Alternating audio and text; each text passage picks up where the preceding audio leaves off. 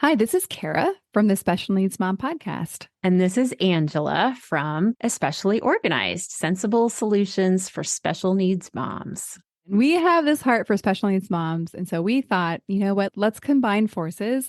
And we have come up with what we're calling the Purge Party. And you can pretty much guess what it is. It's a party where we're going to come together and we're going to purge, or in general, accomplish a goal, a small goal together. So we have set this for January 27th, starting at 8 o'clock for my Pacific Coast people, which means 11 o'clock for all of you on the East Coast. So this is an opportunity. If you have something on your to-do list that has just been stuck there and you are wanting to move it up on the list, you're wanting to tackle, maybe it's a space or an area of your home or a category in your home that has just needed a little time and attention. This is your opportunity for you to be online with us while you work and have access for us to help you answer your questions, help guide you, and just serve you for those 2 hours.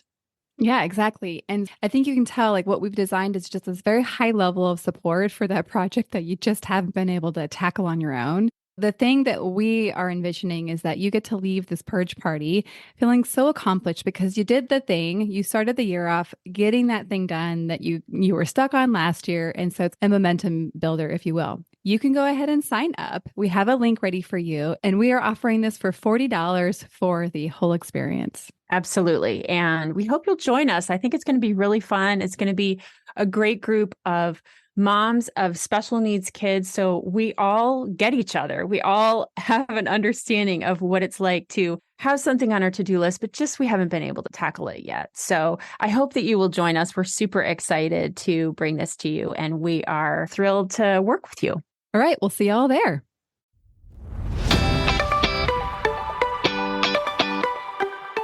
Hi, I'm Kara, life coach, wife, and mom to 4 incredible and unique children. It wasn't all that long ago that my son received a diagnosis that had my world come crashing down. I lacked the ability to see past the circumstances, which felt impossible, and the dreams I once had for my life and family felt destroyed.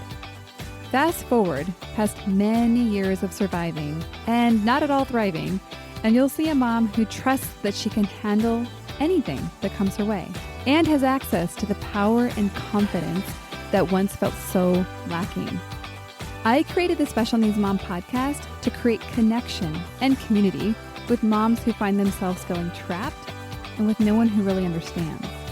My intention is to spark the flare of possibility in your own life and rekindle your ability to dream. This isn't a podcast about your special needs child.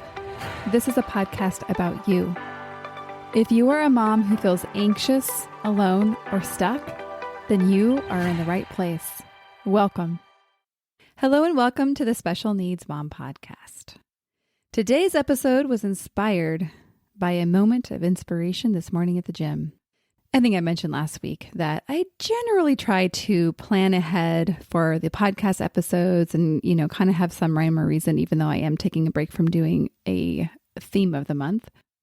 But I wish I could actually remember what had it pop into my mind. But this is the episode that I was like, ooh, like this is what I want to bring to my people. It's been a conversation that's been very, happening all the time around me. For my husband, for my clients, for myself.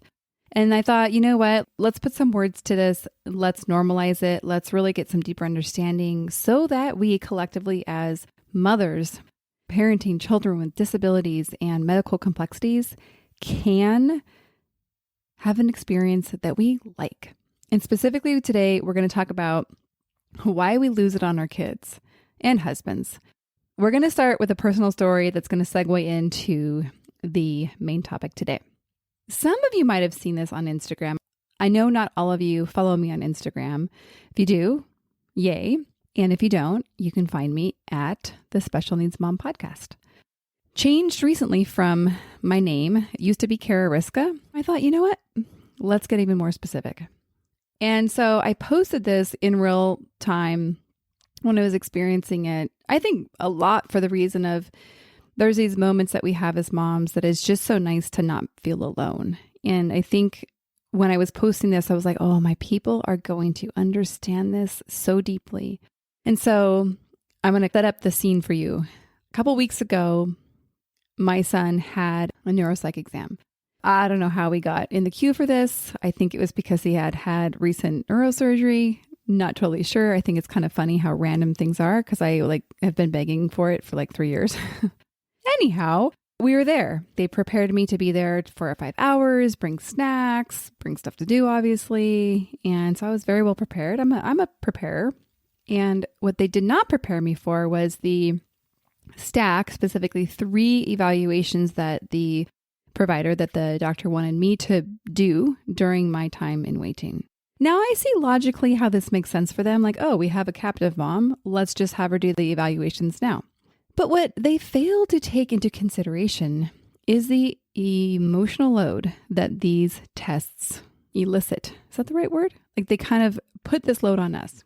So what I cleverly did, and I want to share this one because I'm really proud of it, because it is not something I could have done many years ago. It's taken me years to be able to realize that I have needs too. I do not just have to go along with whatever doctors say, that I have a say. And so I want to share this because I am really celebrating this for myself.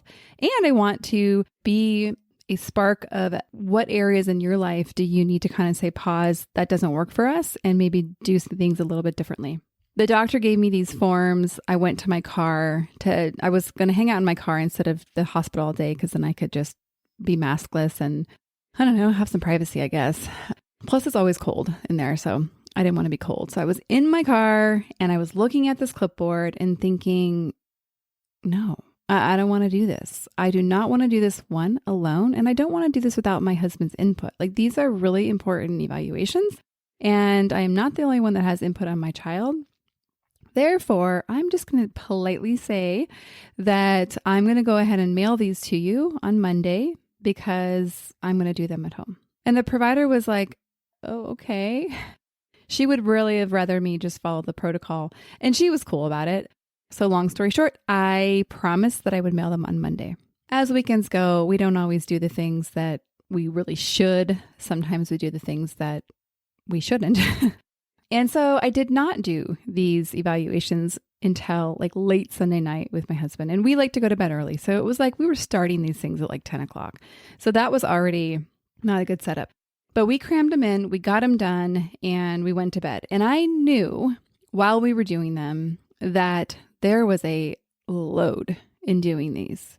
Like when you answer literally hundreds of questions. I mean, some of you will know exactly what I'm talking about. Some of you haven't gotten there yet, or some of you don't use these tests because your child's disabilities are totally different. Either way, the idea is that these evaluations ask question after question, like I said, hundreds, that had me become very aware in the areas that my son has gaps. You know, it's questions like, does your child hit people? Does your child lie? Does your child become upset easily? And my husband joked through this. It was funny at the time, but also it's crushing. When we were answering the highest rating for a series of questions in a row, he's like, man, this test is made for Levi. And I'm laughing about it because it really did kind of feel like that. I was like, oh my gosh, they've got him figured out. And they weren't. I mean, it was evaluation to see how he is. But regardless, it was a very confronting emotional experience. And in the moment, we just wanted to get it done. It wasn't the moment that we were going to process that.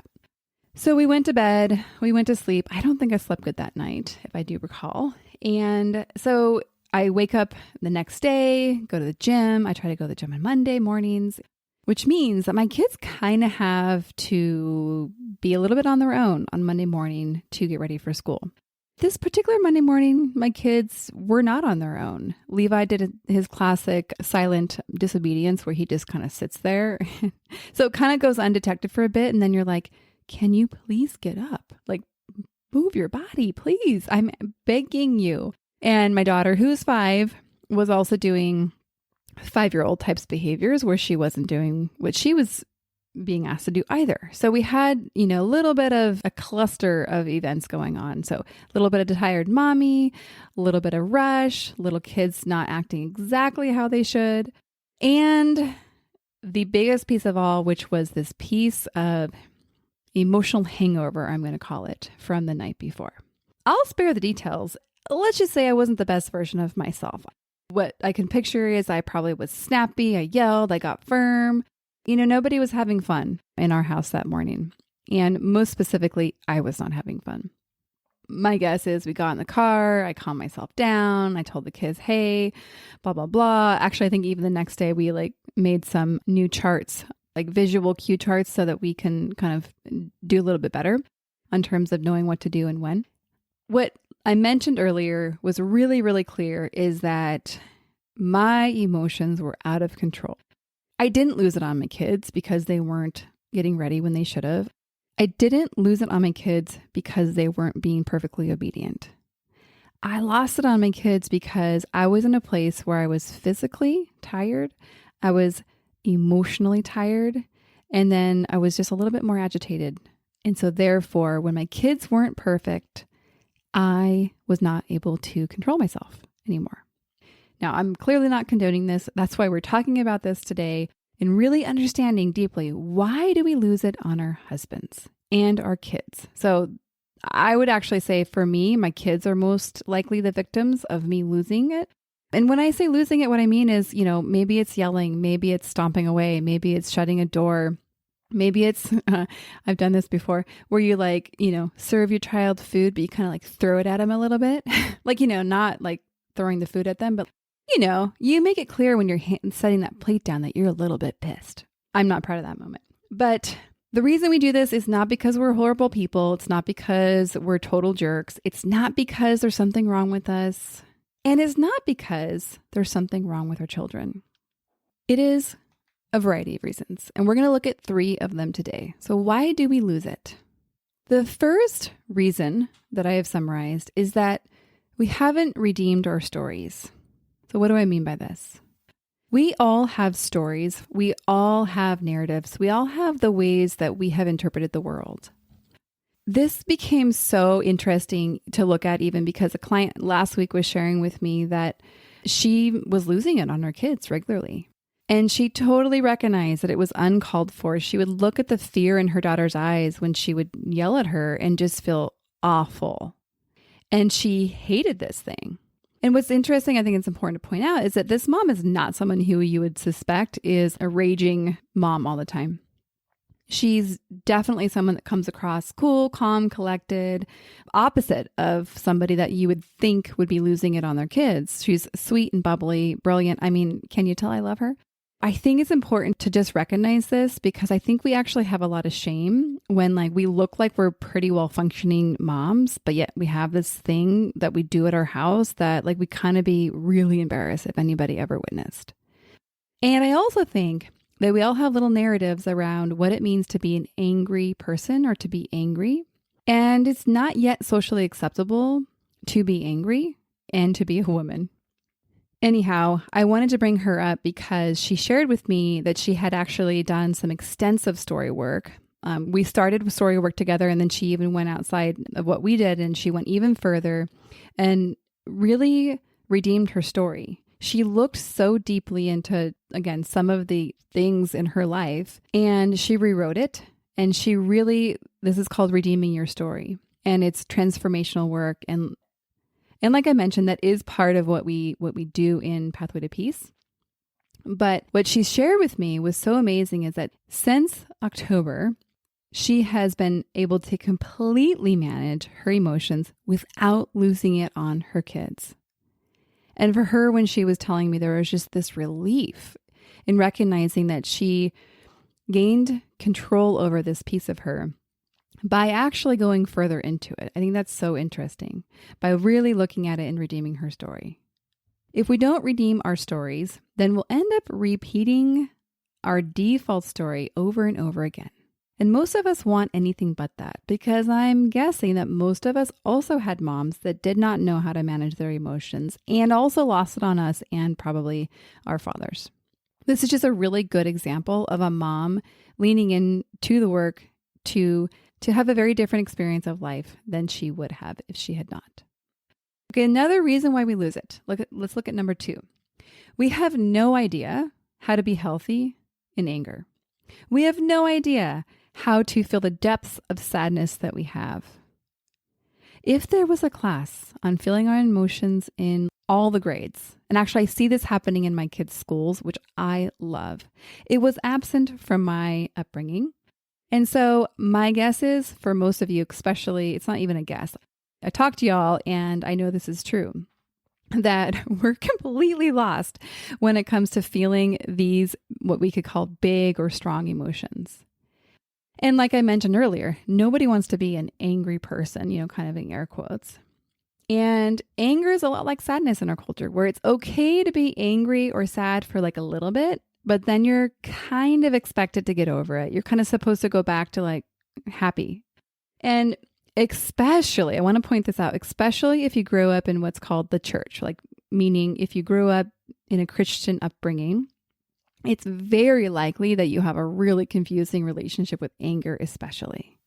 That's probably a different episode that we can dive into that, but I think it's really important to mention back to our story work is that not only you have an inability in terms of you just don't know how to do this, you likely also have a complex story about what it means that you do or don't feel a certain way. And interestingly enough, there really aren't models that we see out in society of people doing this well, of people being sad very well. I know I am very intentional on sometimes publicly displaying some of my anger or sadness, and I probably do this to a much smaller capacity than maybe I would even like. But what I notice, and I think even sometimes what makes me resist doing it, is the comments I get in response, where it feels like people are trying to fix the experience I'm having. And even when I'm really, really clear saying, hey, I'm sharing this just because I want to feel this together versus alone, the comments I get back indicate to me that it feels very uncomfortable for people to witness it. So I think for a lot of reasons, we just don't see people modeling healthy responses to big emotions or helpful expressions of emotions. And then turning towards sadness again, I think that sadness to the depths that we have sadness in our lives, this never ending level of sadness as we parent children that just are dealing with unimaginable things, these children of ours, and the sadness and the depths. I mean, man, it can get so overwhelming. It can feel like a deep pit that is never ending. So for us, that feels like, ooh, we can't go there. We might get stuck. We're not going to go there. And so we stuff and we avoid and we kind of just look the other way. And I want you to picture this. You get news after news of your child's diagnosis. You don't process it, you stuff it, you kind of move on to try to address each need as they come. You might even, look on the bright side or find the silver lining like many people are trained to do in life. That's the socially acceptable thing to do. So again, we're stuffing and we're avoiding. And the picture I want to give you for what this is actually like is it's like you are holding a beach ball that's covered with Vaseline underwater when you're stuffing. So you holding it down is like you trying to suppress this slippery, buoyant body that's trying to surface. And so you're really having to shift and adjust to keep this thing down. One, I want you to notice how much energy that actually takes that we do not acknowledge. So if you're constantly feeling tired, exhausted, this is a huge indicator that you might be spending a lot of energy on something like this. Not to say that you might not be tired anyhow from all the other demands of life, but it is a really, really good place to look. So it's only a matter of time till this ball comes bursting out of the water and maybe hitting you in the face, maybe hitting somebody else in the face. Really, it's not predictable on how this ball is going to come up, but it is predictable that it's going to come up because you can only hold it for so long. And that is just like our emotions. We can stuff them down for a bit. And that is actually what happens when we're in seasons of crisis. We definitely need to stuff them. That's part of our survival strategy. I don't want you to say, oh my gosh, it's so wrong that I did this and kind of make a neat story about that. No, just come where you are now and recognize if that there's this habit or this pattern of stuffing or this inability to know how to unstuff. Because when we've stuffed something for so long, it takes a little bit of work to get it going. I don't want to make it mean like, oh my gosh, you can't do it. It's hard. But I just want to say sometimes it takes a little bit of intention and to feel like you're doing it wrong because you've really never intentionally practiced this work. So we have this ball, it's bouncing up, and it's just a really good picture of why we explode on people. And so the third reason of why we explode or why we lose it on our kids and husband is because we don't acknowledge these basic emotions. And therefore, we can't possibly manage them. In number 2, I'm pointing out that we really don't know how to feel these. And because we don't know how to feel these emotions, we can't effectively manage this emotional load that we carry. And what do I mean by emotional load? These are all the emotions that you feel. Good, bad, neutral, all through the day, through the week, months, years. These are big and small things. And so everything in your life contributes to this emotional load. Calls from the doctor, comments from your husband, insurance issues, milestones met, celebrations, milestones not met, vacation planning, planning house improvements. There's emotions that we experience associated to all of these. Gosh, IEP management, man, that was a heavy emotional load for me last week. And I felt it. I will tell you, I really felt the load of that consistent throughout the week. We should also mention that your cycle and your hormonal balance also significantly affects your ability to manage your emotional load. So the picture that I want you to picture for this part is, so this is once you recognize, okay, like I now recognize I have big emotions, I have emotions, they're all loading up, and it's like the Japanese garden kind of fountain. I think it's called a rocking water fountain. I looked it up. And so there's this drip or this flow of water that's going into a rocking piece of bamboo. And after a specific amount of water fills up the bamboo, it tips and it empties itself out. It kind of reaches its tipping point. Oh, look at that. And it shifts the equilibrium. And again, it releases all the water until it fills back up again. And while we don't really ever get to emotionally empty everything, the picture is useful, I think, because if you're losing it on your kid or your husband, what it means is that your fountain, if you will, is filling up and it's overflowing. And that is why you have the experience of feeling out of control, because it is like the beach ball. It's only a matter of time till it's going to come and surface. And so the work here is actually to intentionally empty, or I think a better word is to intentionally manage so that your emotional load doesn't spill on to other people. I think a good word for this here is actually releasing the valve. So if you consider that your emotional load is building up pressure, managing your emotional load is releasing the valve or allowing it to flow through in an effective way so that you don't, again, explode. Since we've looked at these reasons why we explode, I want to shift and I want to leave you with some other options. We're going to learn what we can do with this information. So firstly, I want you to recognize how full you are. And this is a skill. So learning to be able to check in with your body is the skill here. And for most of us, this is not something we learned to do up until now. The idea here is your body never lies. We feel 100% of our feelings in our body.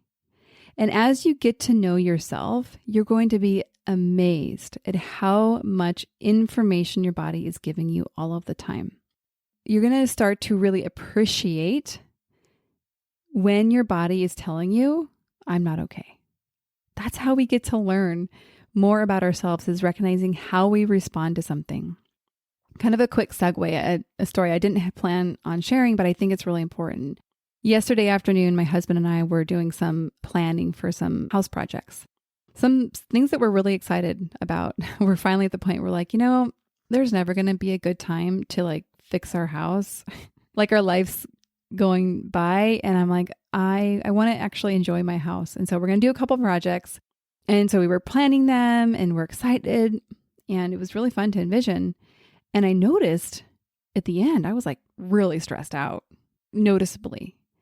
I broke down some of the reasons why with my husband, just kind of breaking down why I think I responded in that way. But I thought it was so interesting for me to be able to notice immediately that I had a very physical response to this afternoon of planning. And what it gave me access to is being able to really understand how to meet myself in kindness and how to support myself and really how to change my relationship with what was happening. I won't go into the details now, but it was so interesting. And so our bodies, when we learn to tune into what they're saying to us, it is just so helpful because then we know how to take care of ourselves. We learn to identify what we need. So in this case, in this example, I was able to check in with my husband and to share this load of, wow, this is how I am processing this information. And it turns out it makes me super anxious to think about spending money on my house. Just to share that with him and to recognize I probably will need to do a lot of work along the way so that I can actually enjoy this process and not turn it into something that's not cool, which I don't want. I want to actually enjoy the experience of getting to invest in my house. And so the thing I want to also put in here in terms of learning to recognize is what can be really, really helpful is to rewind the tape when we do lose it. Because guess what? You're probably going to have more moments than you wish to acknowledge of times where you wish you showed up differently. And this is where we get to rewind the tape. We get to get curious about what happened. What happened for you? What was the thing that had you explode? Using the example I shared earlier in this episode about me on that Monday where I got in the car and I was trying to calm down, I was already aware during that time that I needed to go process the sadness, for me was what it was, of that evaluation experience. I needed to go process that. And for me, there's a variety of ways I do that. I'm not going to go into those in this episode. I think that the skills of doing this are best learned in group and community. And so that's why I include them as part of Pathway to Peace. But if you are like, Kara, I need something, reach out to me and I will support you. That is my promise to you. I will support you through what you want to get through in terms of processing your emotion.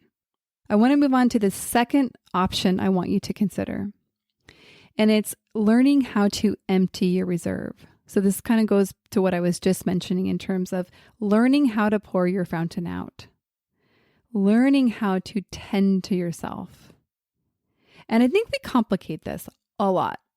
So I know that this term self-care has like a real eye-rolly relationship, especially in this community, because it's like, I don't have time to do that.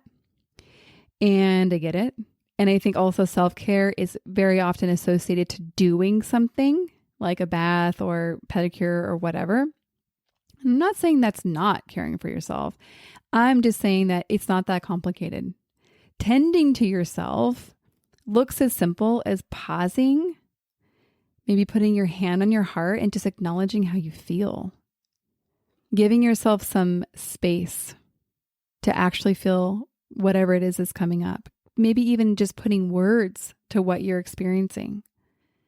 And like I said, I'm not going to go into all of the how-tos in terms of how to really process your emotion and how to tend to yourself. But I do want to leave you with the number one most important place to start and the thing that will lead you through everything.